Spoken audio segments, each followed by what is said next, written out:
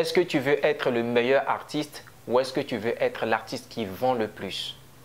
C'est de quoi nous parlons dans cette émission, La Chronique. Mesdames et messieurs, bonjour et bienvenue sur DBTV.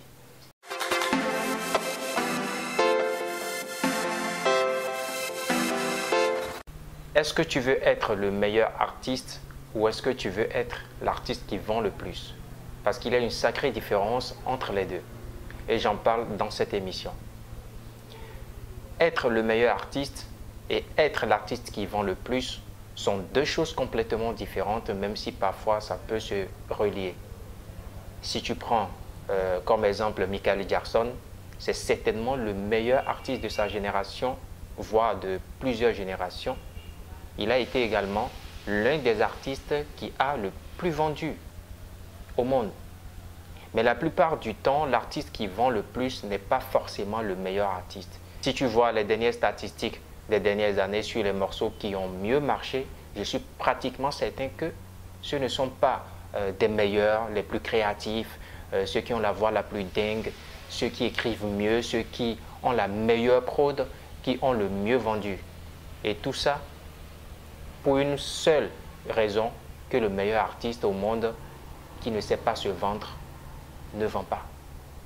L'artiste le plus mauvais au monde qui est excellent en marketing et en vente sera certainement capable de vendre beaucoup plus que le meilleur artiste au monde qui ne sait pas vendre.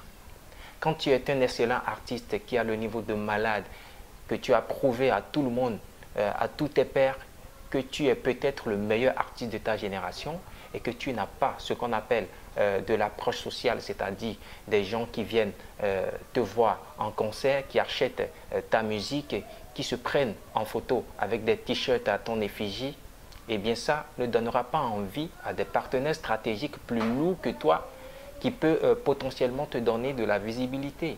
Ça ne leur donnera pas envie de promouvoir ta musique, tout simplement parce qu'ils ne veulent pas être les seuls à faire ta promotion pendant que d'autres personnes ne le font pas.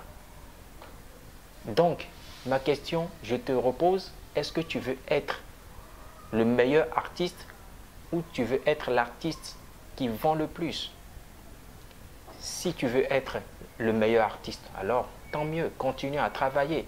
Et tu sauras que dans 10 ans, tu vas revoir ton parcours et te dire que bon, voilà, j'ai été le meilleur artiste de ma génération, ça se limite là. Et tu seras obligé de bosser à l'UNIT 10 ans après pour subvenir à tes besoins. La grosse question, est-ce que je suis l'artiste qui vend le plus? Parce que l'artiste doit vivre de son art. Alors, il doit véritablement travailler, trouver des réseaux qu'il faut, des promoteurs qu'il faut, se faire former, s'informer autour de son art pour pouvoir vivre dans 10 ans, dans 20 ans, dans 30 ans, même après sa mort. Ses enfants pourront bénéficier de ses œuvres. Alors tu as intérêt à te faire former en métier du disque pour profiter de ce que tu fais comme musique. Il y a certains artistes qui confient leur carrière à des promoteurs ou à des acteurs qui n'ont aucune notion en métier du disque. Ils confient leur carrière à ces personnes et 3 ans après, ils remarquent qu'ils sont dans du groove. Donc, soyez des artistes les plus vendus, mieux que d'être le meilleur artiste de votre génération. Alors si vous avez aimé cette émission, abonnez-vous à DBTV Bénin et à la prochaine.